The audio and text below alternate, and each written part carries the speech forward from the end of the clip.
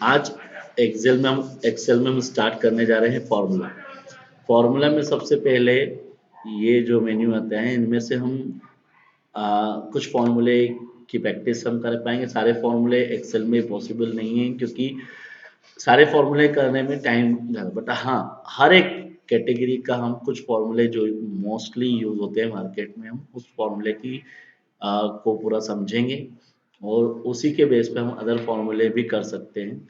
सबसे पहले हम स्टार्ट करेंगे आज फाइनेंशियल फार्मूला, और फाइनेंशियल फार्मूले में नॉर्मली बैंकिंग में जैसे फाइनेंस होता है, लोन लेते हैं या बैंक लोन देती है या कोई प्राइवेट फर्म लोन देती है, तो वो किस कैलकुलेशन से किस्त ईएमआई डिसाइड करती है, क्या तरीका होता है, या फिर उसमें से कितना ब्याज लगता है या कितनी प्रिंसिपल वैल्यू होती है, ये सारी चीज़ें हम समझेंगे आज।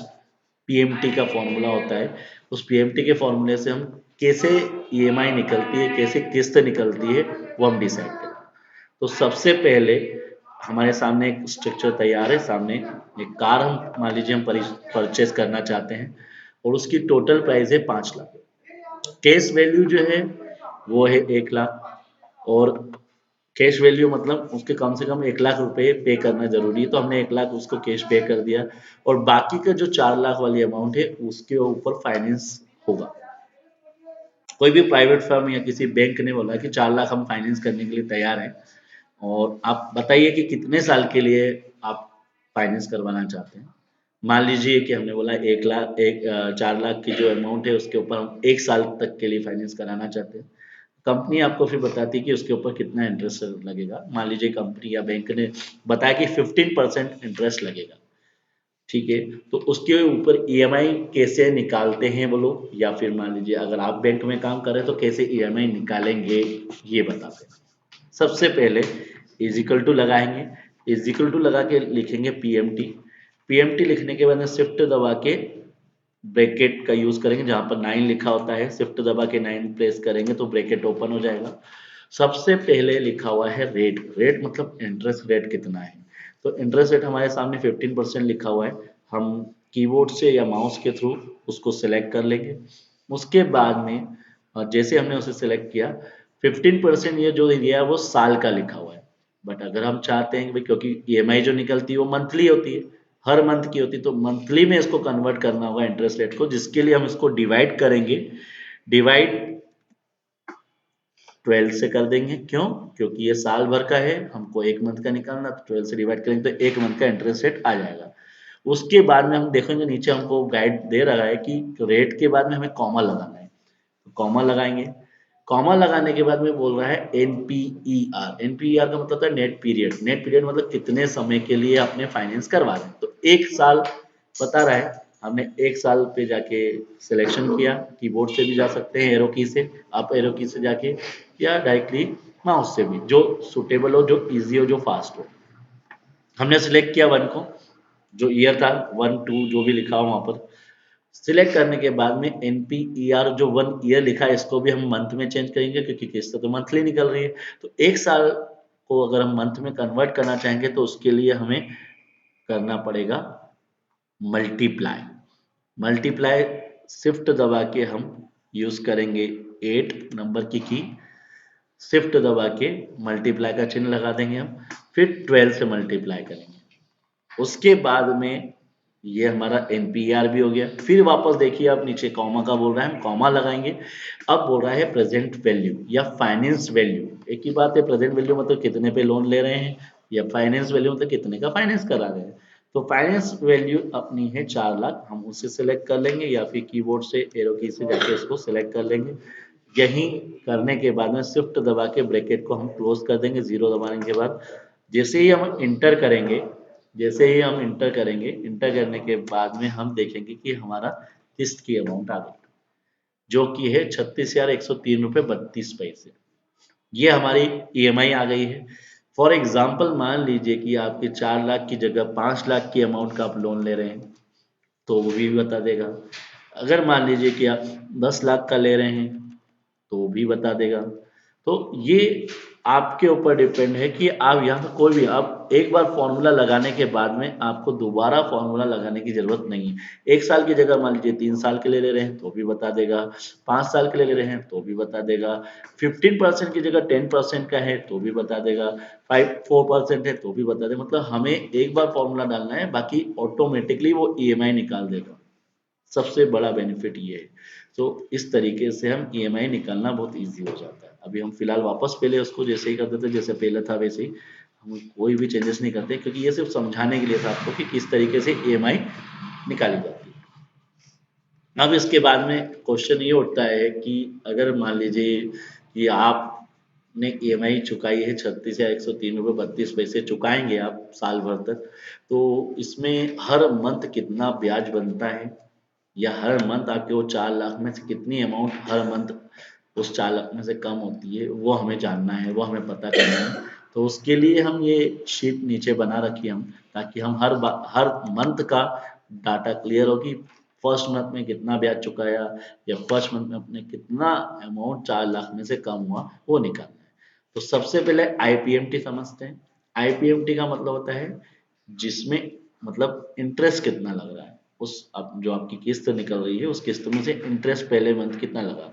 तो उसके लिए सबसे पहले इजिकल टू लगाएंगे और लिखेंगे आईपीएमटी। आईपीएमटी लिखने के बाद शिफ्ट दबा के ओपन ब्रैकेट लगाएंगे। रेट दे रहा है जैसा हमने पहले किया था वैसे ही रेट पे जाएंगे, 15% दे रखा है उसको सिलेक्ट कर लिया हमने।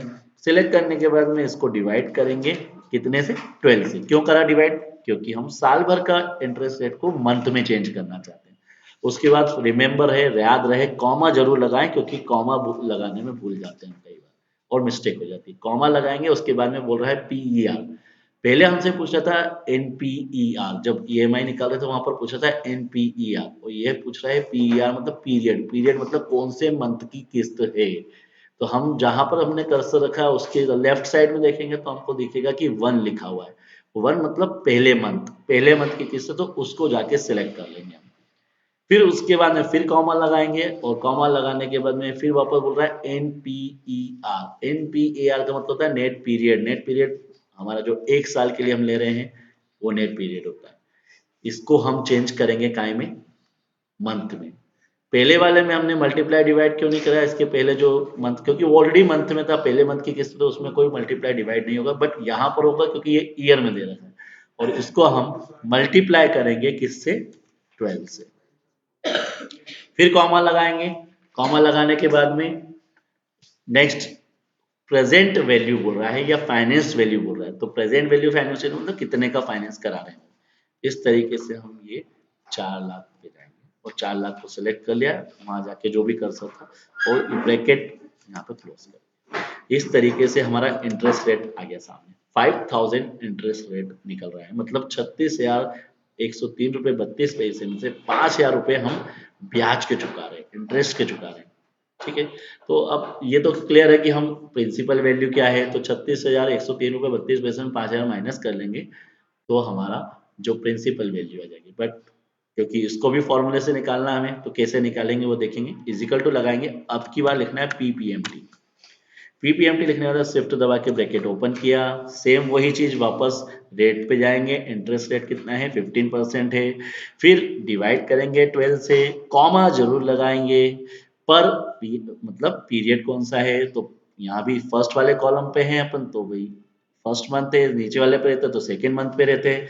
फिर कॉमा लगाएंगे, एनपीआर पूछ रहा है। एनपीआर मतलब नेट पीरियड कितना है, नेट पीरियड मतलब कितने साल के लिए हम लोन ले रहे हैं, फाइनेंस करवा रहे हैं। इसमें 12 का मल्टीप्लाई करेंगे, ये ध्यान रखेंगे, क्योंकि हमको ईयर को मंथ में चेंज करना है। फिर कॉमा लगाएंगे, प्रेजेंट वैल्यू या फाइनेंस वैल्यू कितने का फाइनेंस करवाया, 4 लाख का, तो ये 4 लाख हमने सिलेक्ट कर लिया। शिफ्ट के बाद ब्रैकेट क्लोज कर देंगे। इस तरीके से हमारी प्रिंसिपल वैल्यू भी निकल आएगी, एक 31,103 रुपये आया। ठीक है। अगर आप इसको पॉइंट को दशमलव में चेंज करना चाहते हैं तो होम पे जाके यहाँ पर ये पॉइंट्स को आप बढ़ा भी सकते हैं, ईमेल आपको कंप्लीट इंफॉर्मेशन दे देगा। फिर इसके बाद में है पीएमटी टोटल। इन दोनों की जो टोटल आएगी, ये टोटल हम देख सकते हैं यहाँ पर नीचे बता रहा है 36 से 103 रुपये 32 पैसे, ये इसके बराबर ईएमआई के बराबर आना चाहिए। वो आ रही है, इसका मतलब कि हमारे कैलकुलेशन सही है। जो 36,153 रुपये 32 पैसे हम चुका रहे हैं किस्त के, उसमें 5,000 रुपये इंटरेस्ट के कट रहे हैं और 31,103 रुपये 32 पैसे प्रिंसिपल वैल्यू, मतलब आपके 4 लाख में से पहले मंथ में 31,103 रुपये 32 पैसे कम हो जाएंगे और 5,000 रुपये ब्याज में चले गए। नेक्स्ट मंथ कितना होगा, फिर नेक्स्ट मंथ कितना होगा, ये हम निकालेंगे। पहले एक बार पीएमटी फॉर्मूला यहाँ पर भी एक बार क्लियर कर देते। पीएमटी लगाया हमने, शिफ्ट दबा के ब्रैकेट ओपन किया, रेट अपन ने लिया, रेट में जाके हमने डिवाइड कर दिया 12 का, फिर जाके कॉमा लगाया, फिर एनपीआर है नेट पीरियड लिया हमने, फिर जाके इसको मल्टीप्लाई किया कितने से 12 से, फिर कॉमा लगाया, फिर फाइनेंस वैल्यू कितनी थी उसको। तो इस तरीके से हमारे तीनों फॉर्मूले हमने क्लियर कर लिए हैं। और यहाँ पर आपको अगर को डेसिमल के साथ चाहिए तो इन पूरे को सिलेक्ट कर लेंगे हम एक बार, और पूरे को सिलेक्ट करने के बाद में हम इसे क्या करेंगे, इसको कन्वर्ट कर देंगे किसमें, यहाँ पर इसमें। तो इस तरीके से वो कंप्लीट इंफॉर्मेशन दे देगा। तो ये हमारी वैल्यू आ चुकी है। एक बार आपके सामने फिर फॉर्मूला लगा के बता देते हैं हम, ताकि आपको डाउट्स ना रहे कि क्या है, किस तरीके से फॉर्मूला लगेगा। आईपीएमटी का फॉर्मूला फिर लगा रहे हैं हम, आईपीएमटी लिखेंगे, ब्रैकेट ओपन करेंगे, रेट कितना है 15% है, कितने का डिवाइड करना है 12 का डिवाइड करना है, कॉमा लगाना है, कौन से मंथ की किस्त है सेकेंड मंथ की किस्त है, फिर जाके कॉमा लगाना है, एनपीआर मतलब नेट पीरियड कितना है 1 ईयर के लिए ले रहे हैं, इसमें क्या करेंगे मल्टीप्लाई करेंगे कितने का 12 का, फिर जाके कॉमा लगाएंगे। अब की बार प्रेजेंट वैल्यू है, प्रेजेंट वैल्यू कितनी है 4 लाख, 4 लाख को सिलेक्ट कर लिया अपने, ब्रैकेट क्लोज करके एंटर कर दिया। देख रहे हैं आप नेक्स्ट मंथ में जो इंटरेस्ट रेट है वो कम हो गया। तो इसका जो कारण है वो कारण ये है कि हर मंथ इंटरेस्ट कम होते जाता है और हर मंथ प्रिंसिपल की वैल्यू बढ़ते जाती है। यही सिस्टम होता है बैंक जो हमको लोन प्रोवाइड करती है उसका तरीका सिस्टम यही होता है। नेक्स्ट हम जाएंगे आईपीएमटी पे, शिफ्ट दबा के ब्रैकेट ओपन करेंगे, फिर जाएंगे रेट पर, फिर जाएंगे कॉमा पर, फिर जाएंगे वापस कौन से मंथ की किस्त है, फिर इसके बाद में अच्छा हम एक चीज हमें ध्यान से उतर के कि हमें इसको डिवाइड नहीं किया 12 से, ये हम डिवाइड करेंगे 12 से, फिर जाके कॉमा लेंगे और फिर जाके मंथ की किस्त सिलेक्ट करेंगे, फिर कॉमा लिया हमने, अब की बार जाके ईयर पे जाएंगे और मल्टीप्लाई कर देंगे कितने से 12 से, फिर कॉमा लगाएंगे और अब जाके प्रेजेंट वैल्यू या फाइनेंस वैल्यू को सिलेक्ट कर लेंगे और ब्रैकेट क्लोज करके इंटर कर देंगे। तो ये आपकी जो अब ये भी 4611.21 आ रहा है, उसका कारण ये कि हमने यहाँ पर जो लगाया है फॉर्मूला वो आईपीएमटी लगाया, जबकि लगाना क्या है पीपीएमटी। तो पीपीएमटी में क्या होता है प्रिंसिपल वैल्यू आती है। तो इस तरीके से जो भी मिस्टेक्स हो उसे ध्यान में रखना है हमसे कि हम जो लगा रहे हैं वो ब्याज के लिए लगा रहे हैं, ये प्रिंसिपल के लिए लगा रहे हैं। अगर ब्याज के लिए लगा रहे हैं तो आईपीएमटी, और प्रिंसिपल वैल्यू के लगा रहे हैं तो पीपीएमटी, और किस्त के लिए निकाल रहे हैं तो पीएमटी से। ये चीज़ों का ध्यान रखेंगे हम तो हमसे मिस्टेक्स नहीं होगी। 15% लिया हमने, डिवाइड कर दिया 12 से हमने, कॉमा लगा दिया इसमें, फिर यहाँ पर हमको मंथ की किस्त से मतलब नहीं क्योंकि किस्त तो हर मंथ की सेम ही आ रही है, इसलिए यहाँ पर हम एनपीआर जाएंगे ना कि पीआर। लिखा भी है सामने फॉर्मूला उसके अकॉर्डिंग ही जाएंगे, फिर शिफ्ट दबा के 12 कर देंगे, फिर जाके कॉमा लगाएंगे और फाइनेंस वैल्यू लगाएंगे। ये 2 मंथ तक का आपको मैंने निकाल के बता दिया है तीनों फॉर्मूले, चाहे वो आईपीएमटी हो, चाहे वो पीपीएमटी हो, चाहे वो पीएमटी हो। अब आप देख रहे हैं ये ऊपर वाले कॉलम में यहाँ पर ब्लैक में दिख रहा है और नीचे वाले में रेड दिख रहा है, उसका कारण ये कि ये नीचे वाले को डॉलर में चेंज कर दिया और ऊपर वाले को डॉलर में चेंज नहीं कर पाया। तो इसमें आप कंफ्यूज नहीं होना आपको कि ऐसा क्यों हो रहा है। अगर आपको लग रहा है इसको डॉलर में चेंज करना तो डॉलर में चेंज कर सकते हैं, आपको लग रहा है कि नहीं करना तो नहीं भी कर सकते, ये आपके ऊपर डिपेंड करता है। ठीक है, तो मैं अगर चाहूँ तो इन सब में पूरे में सब में वही डॉलर का साइन लगा देते हैं, और अगर नहीं चाहिए आपको तो यहाँ पर जाके आप उसको नन भी कर सकते हैं। यहाँ पर जाएंगे और यहाँ जाके उसको हटा भी सकते हैं। ठीक है, यहाँ जाके ये हमने इसको नन कर दिया, नन करके ओके कर दिया, तो यहाँ पर ये सभी मिल गया। हमने 2 मंथ का निकाला, अब मान लीजिए आपको 12 मंथ तक का पूरा निकालना है ताकि आपको इन फॉर्मूले की प्रैक्टिस अच्छी तरीके से हो जाए। बट कि अगर प्रैक्टिस हो जाए और आपको अच्छी तरह से प्रैक्टिस हो तो आपको इतनी बार फॉर्मूला निकालने की जरूरत नहीं है। आप एक शॉर्टकट मेथड है, कॉपी पेस्ट से भी कर सकते हैं, बट क्या हम अगर इसको कंट्रोल सी करके यहाँ पर कंट्रोल वी करते हैं तो क्या सही आता है रिजल्ट? नहीं आता है। उसका कारण है, किसी में भी नहीं आएगा, ना तो इधर आएगा, ना यहाँ पीएमटी में आएगा, ना पीपीटी में, पीपीएमटी में, और ना आईपीएमटी में, ना पीवीएमटी में, तीनों में नहीं आएगा। उसका कारण है कि हर बार हम देख रहे हैं कि यहाँ पर उसकी वैल्यू चेंज हो रही है। वैल्यू चेंज हो रही है का मतलब, जैसे हम देखते हैं यहाँ पर क्लिक करा मैंने, तो यहाँ पर जैसे मैं क्लिक करता हूँ तो जो मैंने साइट बता रखी है, अगर मैं C8 लिखा हुआ है तो मैं अगर यहाँ के कॉपी पेस्ट नीचे करूँगा तो C8 वो नीचे की ओर हो जाएगा।